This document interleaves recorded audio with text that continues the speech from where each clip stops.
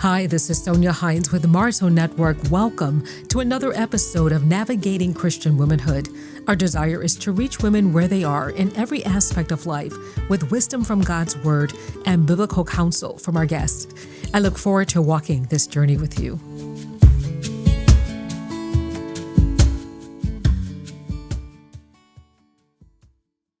Hi, this is Sonya Hines, and welcome to another episode of Navigating Christian Womanhood. You know, for young adults, it's challenging to establish independence and set boundaries while still honoring your parents. That's not always an easy thing to do. So today we're going to pick up our conversation from our last episode with Robin and Tony Galieti, and we talked about this exact topic. How can young people establish those boundaries and still honor their parents? We'll continue that conversation today.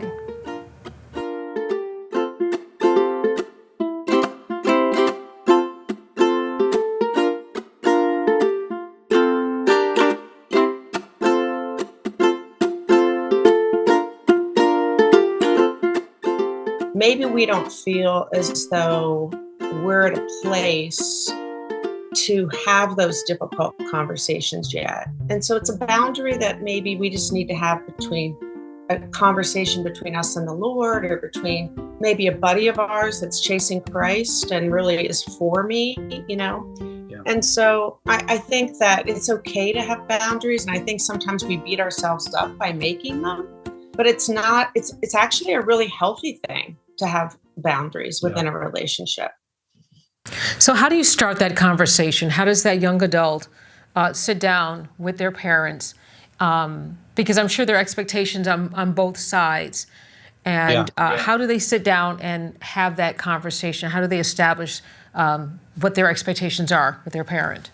Yeah, a lot of it really depends on the specific relationship and what the dynamic is at that time. So this can get very specific. And what I would suggest to a young adult is, if they sense, like some young adults are going to have a great relationship with their parents, and they're just going to be able to say, "Hey, mom and dad, I just want to chat about a few things, and you know, I love you guys, and we have a great relationship." And you know, it may be as simple as that, Sonya. In other scenarios, it may not be that simple, right? The relationship might be strained. The young adult might have caused a lot of the strain, quite frankly, right? So in those cases, then the young adult would have to work on some kind of reconciliation before they can even begin to have this type of or maybe in the example that you talked about earlier, which is maybe they're intimidated by one of their parents, then they need to work on the relationship and get the relationship to what I would say kind of a level footing, because there is a respect that should flow down from the parent too. Right.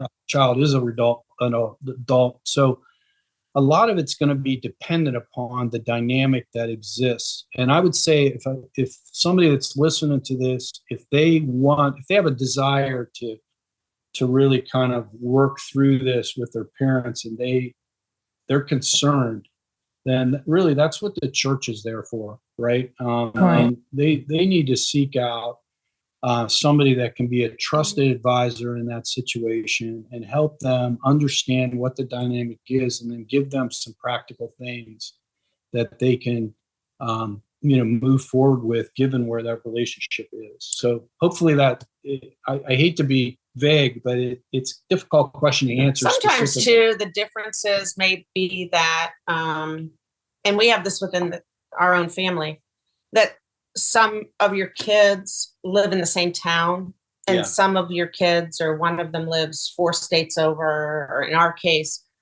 our middle daughter and son-in-law and one of our grandchildren live in England. And so that kind of rearranges the card play a little bit, right? Yeah. I mean, it automatically does. Your end goal should always be seeking out the good of the relationship, because that's what love looks like. Yeah. And so healthy expectations for kids that live far away from their parents probably the expectations look really different for Mhm. kids that live in the same town.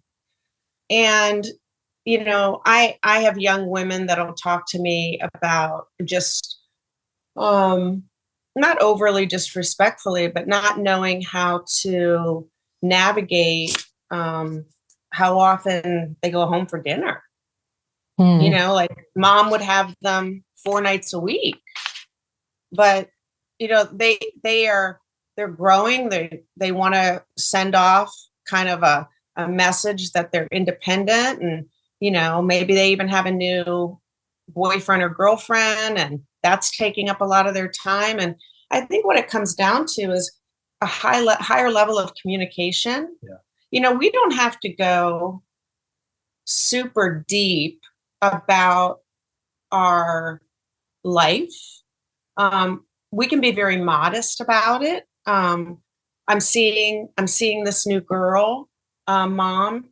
You asked me, when we talked last, if I was dating anybody, and actually, yeah, I just wanted to let you know, I don't know where it's going to go, and I think for us, when we faced those kind of pivots for our kids, where we naturally would see them less because they had this new love interest, that would take up more of their time, that it was good because it kind of very organically reset our expectations, because they were open about it, but they weren't saying, oh, she has blonde hair and she really likes to read, and we go to the movies all the time. And like, I didn't have all the details because they didn't even know if they were going to continue to date the person. But I knew, so I think it's good for young people to know how to share modestly with their parents, because it's including them in their life, but it's not like telling them everything. Yeah. Because their lives change at such a rapid fashion. It does. I mean, they do. Some of these kids will have their first job will change 2 more times in a year and a half. Yeah. And that's, that you make a good point on, because I think a young person can err on 2 ways. They can overshare, right, but they can also undershare. Right. And so, they need to have a good balance there. And, part of their parents building trust in them is them understanding that, hey, they're thinking through things in a really, godly, intelligent way, and they're making good decisions. And the more that a parent can trust that, I think the more a parent can be comfortable with that whole transition of the relationship from adolescent to adulthood, which makes this whole conversation that we're having easier for them, right? Let me circle back a little bit, why I think it's a little bit different, the expectations on kids that live far away and kids that maybe are within, half hour from their parents and their siblings. It will look different. I think you still need to get a rein on your expectations, but things are going to be offered to you that maybe you shouldn't be taking advantage of. If you're living in a condo or an apartment, you're sharing with other roommates or whatever, you're splitting bills. I think it's really important for young people to take the initiative to talk. Let's say, well, your boys that we met live here in Columbus. Yeah, right. And so this is a really good, it's a good thing for young people to go to their parents and say, I'm just doing a check-in. I just want to thank you that I'm on your cell phone bill. We're still on the same plan. Right. Hey, mom and dad, do we need to talk about that? Hey, I'm using, now I'm using your Peacock streaming. Now that's one more thing, right? Yeah. And they don't even get to see them on a regular basis, right? And so it's very respectful. Just be appreciative and you come across thankful. You don't forget that that's a gift. Right. That your parents are monitoring that, and they're sometimes paying the whole bill for that. Sometimes not, but I think it's very respectful to check in on things like that. Yeah, that's a good, we had an instance the night we shared with your son's group. A young lady was, her parents were paying for her college education, and she was a little resentful in the fact that they had input into what she was majoring in and those kind of things. And I said, well, they're paying, so I think they should have a little bit of input in that. If they're paying for it, they want to. So, and if you're really passionate about them not having an input, then you should pay for it yourself, and you should really prayerfully consider about paying for your own education. See, that's breaking that bond of dependency, and that was a perfect example of a situation where you have to, if the bonds have not been of dependency have been completely severed, then you have to make a godly decision about how much your parents get to weigh in on certain things. With that, you're right. So when you have adult children that are financially dependent on the parent, so when it comes to the parent feels like, yes, I know you're a young adult, but I have a say because I'm paying these bills. And then the young adult, they have need, right? But they're still trying to establish their own independence. So, like, for example, a young adult might say, they're in college, and they may say, I'm going to Florida for spring break, right? And so then the parent is like, oh, okay, so you're going to Florida. So you're maybe feeling like you should ask if you could go to Florida for spring break. Then how do you plan on paying to go to Florida? It's, you know what I mean? So it's still like that kind of dynamic that happens when there is some type of financial dependency. I agree. And, that's a great example, first of all. And the young adult needs to understand if they push back or if they maybe are disobedient in that scenario because they are being financially supported, then that's going to affect the relationship, right? And that will affect other aspects of the relationship. And they just have to be cognizant of that. So, I think at times, like just using that example, that may have come up for us, honey. No, maybe not. Is taking that opportunity if their emotions aren't high. The emotions are high. Then it's not a good time. Not a good time. Right. And if you need to call time and then circle back, but it's good to circle back pretty quickly and say, our last phone call, you had mentioned that you were going to try to go to Florida. And I was wondering if we could talk about that a little bit.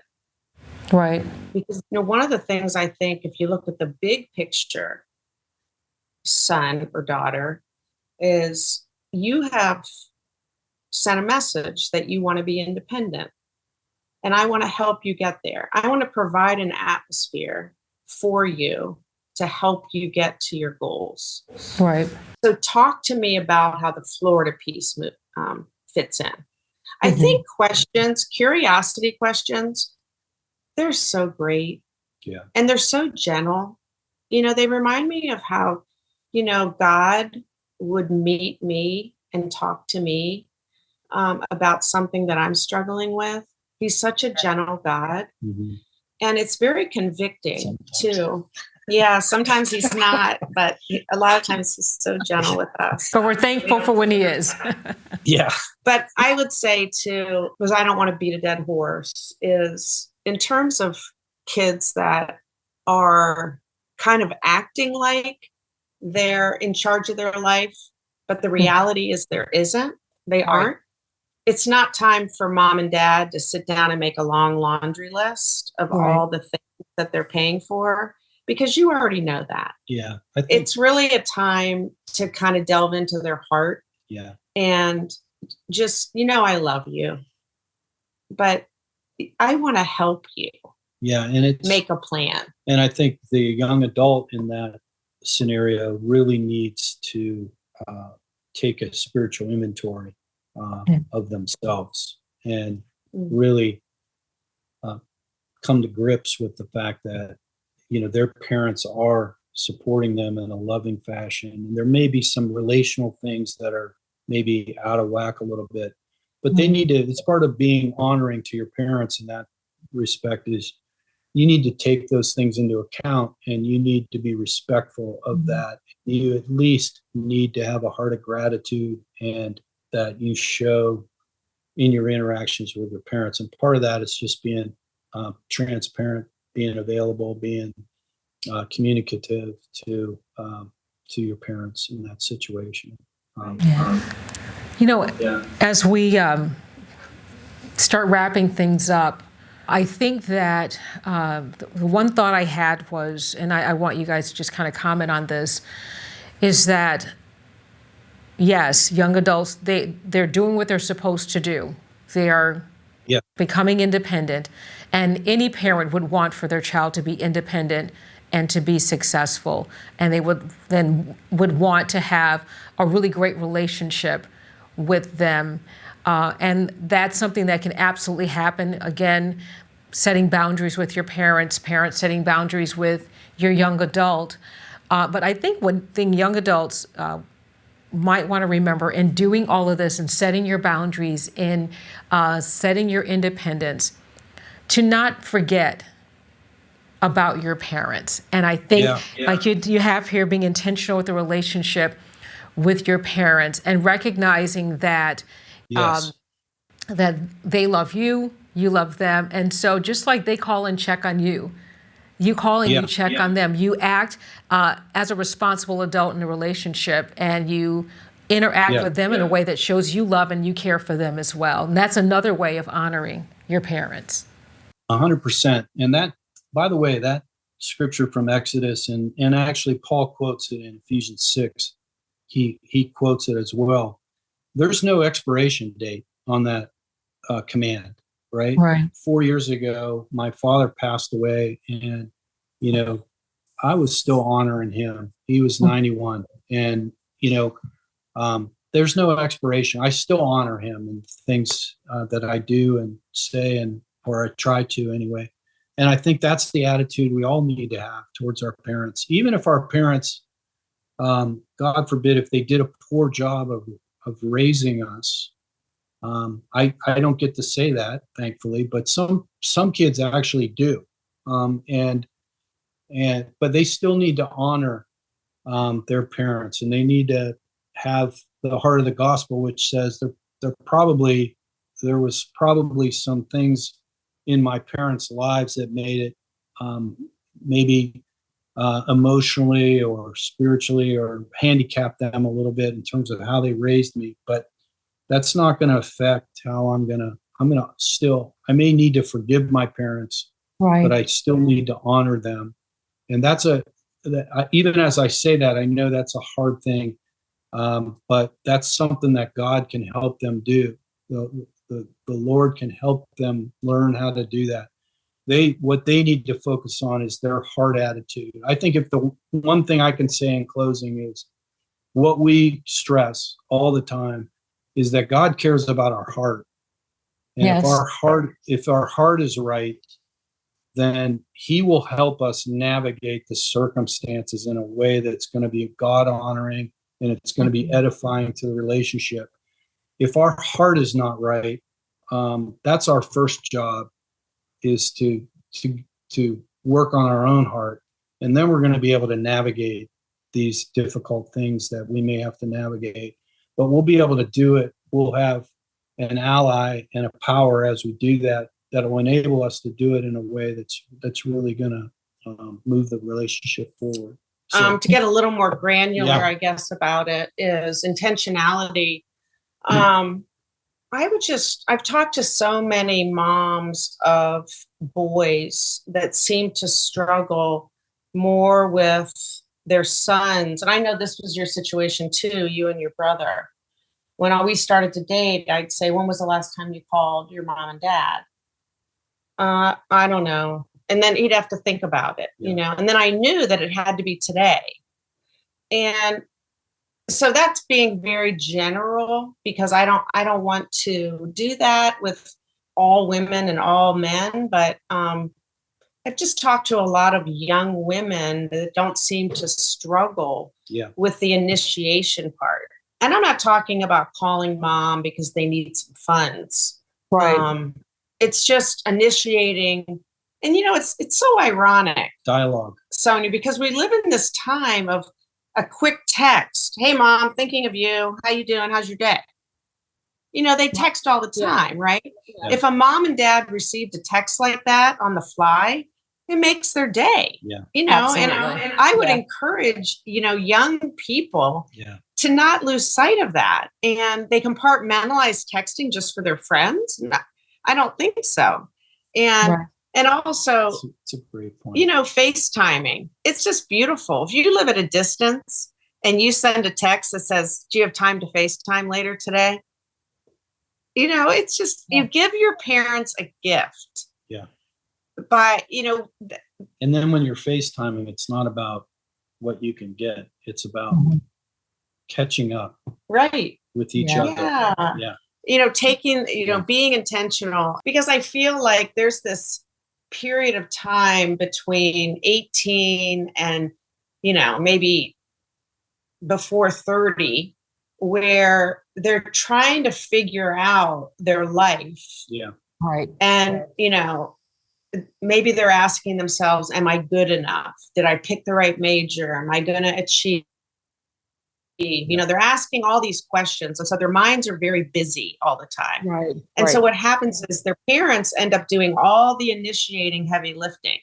They're the ones that are making the phone calls, to a point where they get frustrated and bitter that Johnny doesn't call home. Yeah.